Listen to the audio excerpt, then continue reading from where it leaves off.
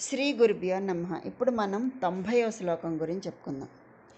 వచసా చరితం వదామి శంభోరహముద్యోగ విదాసు తే ప్రసక్తః మనసా కృతిమీశ్వరస్య సేవే శిరసా చైవ సదాశివం నమామి. ఇందులో ఏమని చెప్తున్నారు శంకర్లు? శక్తి కొద్దీ త్రికరణ శుద్ధిగా నిన్ను సేవిస్తాను అని చెప్తున్నారనమాట ఈశ్వరునికి శంకర్లు. దీని పదవిభాగం చేసుకున్నట్లయితే వచసా చరితం వదామి శంభోహో. వచసా చరితం వదామి శంభో అహం ఉద్యోగ విదాసు తే అప్రసక్తః.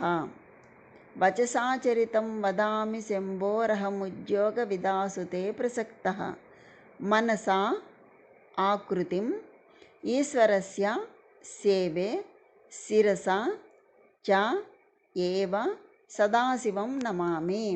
మనసాకృతిమీశ్వరస్య సేవే శిరసా చైవ సదాశివం నమామి. ఇందులో ఏమంటున్నారంటే శంకరాచార్యుల వారు దీని యొక్క ఇది పదవిభాగం. ఇప్పుడు ప్రతిపదార్థం చెప్పుకుంటే అహం నేను, తే నీ యొక్క ఉద్యోగ ఉన్నత యోగముల యొక్క విధాసు విధానముల యందు అప్రసక్తః పరిచయం లేనివాడను. వచస వాక్కు చేత శంభోహో సుఖస్వరూపుడవగు తే నీ యొక్క చరితం చరిత్రమును వదామి చెప్పుచున్నాను. మనస మనసు చేత ఈశ్వరస్య ఈశ్వరుడవైన తవ నీ యొక్క ఆకృతిం ఆకారమును సేవే సేవించుచున్నాను. శిరస శిరస్సు చేత సదాశివం నిత్య సుఖస్వరూపుడవైన త్వామేవ నిన్నే నమామిచ నమస్కరించుచున్నాను. అంటే శివ ఉత్తమ శివయోగముల పరిచయం లేదు, మనసు స్థిరంగా ఉండదు కనుక వాక్కుతో మీ చరిత్రలు పలుకుతూ, మనసున మీ ఆకృతిని ధ్యానిస్తూ, శిరస్సుతో మీ పాదపద్మాలకు నమస్కరిస్తూ శక్తి వంచన లేకుండా సేవిస్తాను అని చెప్తున్నారు. నా పరిధిలో నా శక్తి మేరకు నిన్ను కొల్చుకుంటాను అని చెప్పడం. దీని తాత్పర్యం ఏంటంటే, దేవా నాకు ఉత్తమములైనటువంటి శివయోగముల పరిచయం లేదు కాబట్టి వాక్కుతో మీ చరిత్రములను పలుకుతాను, మనస్సునందు మీ ఆకారాన్ని ధ్యానిస్తాను, శిరస్సుతో మీ పాదపద్మాలకు నమస్కరిస్తూ శక్తి వంచన లేకుండా నేను మిమ్మల్ని సేవించుకుంటాను అని చెప్తున్నారు. అంటే దీని భావం ఏంటి? శంభో, నేను శాస్త్రవిధిన నిన్ను పూజించుట తెలియని వాణ్ణి, నోటితో నీ చరిత్ర పలుకుతాను, మనస్సులో ఈశ్వరుని స్వరూపాన్ని ధ్యానిస్తాను, సదాశివుని శిరస్సుతో నమస్కరిస్తాను.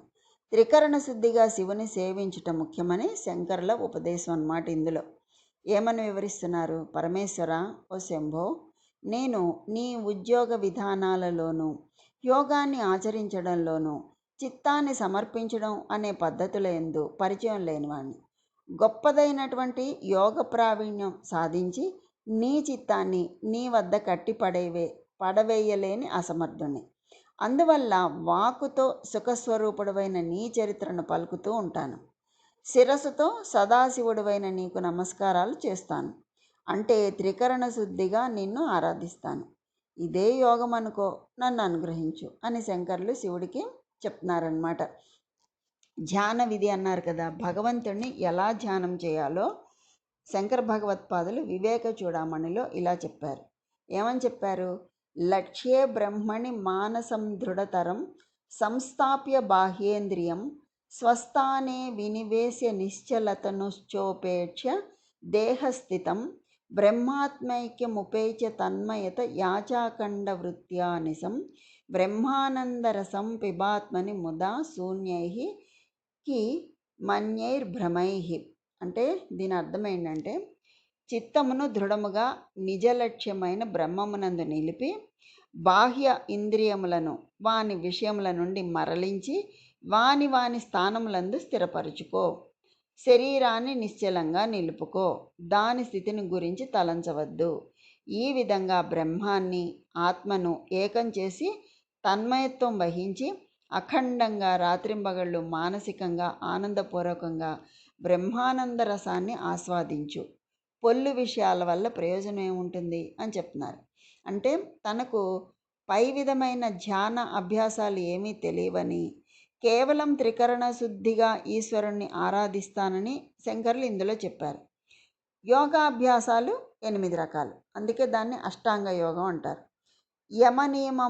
యమనియమాసన, ప్రాణాయామ, ప్రత్యాహార, ధ్యాన, ధారణ, సమాధి, అష్టాంగ యోగ నిరతులు అని అంటారనమాట. అంటే యమము, నియమము, ఆసనము, ప్రాణాయామము, పారత్యాహారము, ధ్యానం, ధారణము, సమాధి అనేవి అష్టాంగ యోగాలు. శంకరులు అష్టాంగ విధులు తనకు ఏవి తెలియవని త్రికరణ శుద్ధిగా మాత్రం పూజిస్తానని చెప్పారు. అంటే ఈ పద్ధతుల్లో ఏమీ తెలియవు, నేను మనసు పెట్టి పూజిస్తానని చెప్తున్నారు. అంటే ఈ స్తోత్రం మన వంటి వాళ్ళ కోసం శంకరులు వ్రాశారు. ఆయనకి తెలియని అష్టాంగ యోగాలు లేనే లేవు కదండి. వారు కేవలము శంకర భగవానుని అవతారమే కదా ఆయన. మనం భగవంతుని ముందు నిలిచి అహంకారం విడిచి భగవంతుని ఇలా స్తోత్రం చేయాలి అని మనకు ఈ శ్లోకం ద్వారా సూచించారు. యోగాది విధులు తెలియకపోయినా ఈ శ్లోకంలో చెప్పిన రీతిగా శివుణ్ణి సేవించాలి అని మనకు ఈ రీతిగా తెలియపరిచారు.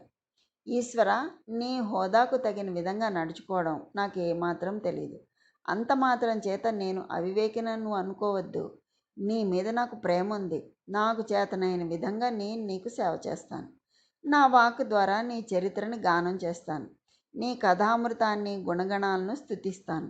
మనస్సు ద్వారా నీ దివ్యమంగళ విగ్రహాన్ని ధ్యానిస్తాను. శిరస్సు ద్వారా నీ పాదాలకు నమస్కరిస్తాను.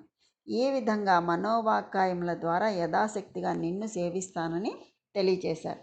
దీనినే శ్రీనాథ మహాకవి తన భీమేశ్వర పురాణంలో ఏం చెప్తున్నారు? శ్రీ భీమనాయక శివనామధేయము చింతింప నేర్చిన జిహ్వ దక్షవాటీపురాధ్యక్ష మోహనమూర్తి చూడంగ నేర్చిన చూపు దక్షిణాంబుది తటస్థాయి పావన కీర్తిచే నింప నేర్చిన చెవులు తారక బ్రహ్మ విద్యాదాత ఔదల విరులు పోన్పగ నేర్చు కరము ధవళకర శేఖరునకు ప్రదక్షిణము అర్ధి తిరుగంగా నేర్చిన అడుగులడుగులు అంబికానాయక ధ్యాన హర్ష జలది మధ్యమున తేలియాడెడి మనము అని చెప్తున్నారు శ్రీనాథ కవి గారు. ప్రహ్లాదుడు కూడా ఇలాగే చెప్పాడు కదా. శ్రీనాథ్ వర్ణించు జిహ్వ మధువైరి దవలిన మనము శేషసాయికి మొక్కు శిరము అన్నాడు.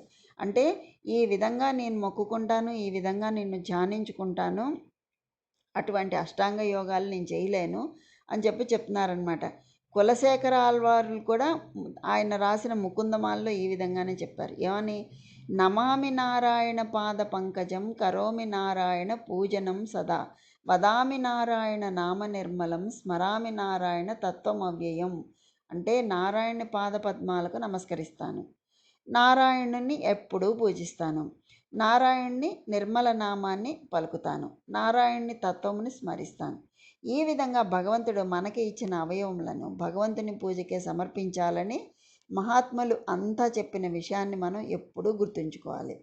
అంటే ఈ కిందటి శ్లోకంలో చెప్పినటువంటి శ్రీరాముడు, అగస్త్యుడు, బ్రహ్మ వంటి వాళ్ళు చేసినట్లు పూజ, స్తోత్రం, ధ్యానం చేయలేకపోవచ్చు. కానీ యథాశక్తి నాకున్నంతలో, నాకు తెలిసినంతలో, నా నిష్ట కుదిరినంతలో నీకు వాటిని చేయగలను.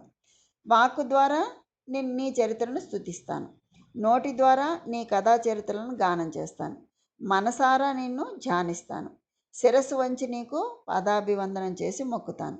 నువ్వు నన్ను తక్కువ చేసి చూడకుండా త్రికరణ శుద్ధిగా నేను చేసే మనోవాక్కాయ పూజను అంగీకరించి అనుగ్రహించు అని ఎంతో వినయంగా ఈ శ్లోకంలో శంకరులు భక్తి ప్రపత్తులతో శివుణ్ణి అర్థిస్తున్నారన్నమాట. అందుకని ఏమంటున్నారంటే, ఓ సదాశివ, నాకు యోగం చేసే పద్ధతులు రావు. నాకు తెలిసిన మాటలు నీ చరిత్రములే. వాటిని నా మనసున నిలిపి ఈశ్వరుడువైన నీకు సేవ చేస్తాను. అద్భుతమైన నీ రూపాన్ని హృదయంలో నిండిపోగా నీకు నా శిరస్సుతో వందనం చేస్తాను అని చెప్తున్నారన్నమాట శంకరాచార్యుల వారు. అంటే శక్తి కొలది నేను నిన్ను పూజించుకుంటాను అని చెప్తున్నారన్నమాట. అందుకని దేవా సదాశివ, నువ్వు నాకు చాలా చాలా ఇచ్చావు. అవన్నీ ఉపయోగించుకుని నిన్ను లెక్క పెట్టకుండా, అంటే నిన్ను లక్ష్య పెట్టకుండా నేను గర్విష్నే విర్రవీగుతున్నాను. అవి దుర్వినియోగం అవుతున్నాయి. అంటే నువ్వు నాకు ఎన్నో ఇచ్చావు కదా, అవన్నీ దుర్వినియోగం అవుతున్నాయి. నువ్విచ్చిన వాక్కుతో నీ సంకీర్తనం చేస్తాను. అలాగే నువ్విచ్చిన మనసుతో నిన్నే ధ్యానిస్తాను. నువ్విచ్చిన శిరస్సుతో నీకు నమస్కరిస్తాను. నువ్విచ్చిన నేత్రాలతో నిన్ను దర్శిస్తాను. నువ్విచ్చిన ఈ ఇంద్రియాలు అన్నీ నీ సేవలో ఉపయోగపడేలా చేస్తాను. కొంతలో కొంతైనా ఓ స్వామి నీ రుణం తీర్చుకోవాలని కోరుకుంటున్నాను. కృతజ్ఞతా దోషం నన్ను అంటకుండుగాక. సర్వసమర్పణ బుద్ధి రవ్వంత నా కొసగు ఈశ్వర మహేశ్వర, నీకు సహస్రాధిక వందనాలు చెల్లిస్తాను అని చెప్పి చెప్తున్నారనమాట శంకరాచార్యుల వారు ఇందులో. అందువల్ల హే శంభో, అహం తే ఉద్యోగ విభాసు అప్రసక్త. అంటే ఓ శంకర, నేను నీ యొక్క యోగ విద్యాదులందు పరిచయం లేనివాణ్ణు. వచసాచరితం వదామి, మనసుతో వాక్కులతోనూ నీ గాథను వచిస్తున్నాను. మనసుతో పరమేశ్వరుడు అయిన నీ ఆకృతిని సేవిస్తున్నాను. మనసా ఈశ్వరస్య తవ ఆకృతిం సేవే శిరసాచ ఏవ సదాశివం నమామి. శిరస్సుతో సదాశివుడు అయినటువంటి నీకు నమస్కరిస్తున్నాను, నన్ను అనుగ్రహించు తండ్రి అని చెప్పి శంకరాచార్యుల వారు ఏ విధంగా నమస్కరించాలో మనకి తెలియచేస్తున్నారు ఈ శ్లోకంలో. ఇంకా పరమేశ్వరుని యొక్క అనుగ్రహం అందరికీ కలగాలని కోరుకుంటూ సర్వం ఈశ్వరార్పణమస్తు. స్వస్తి.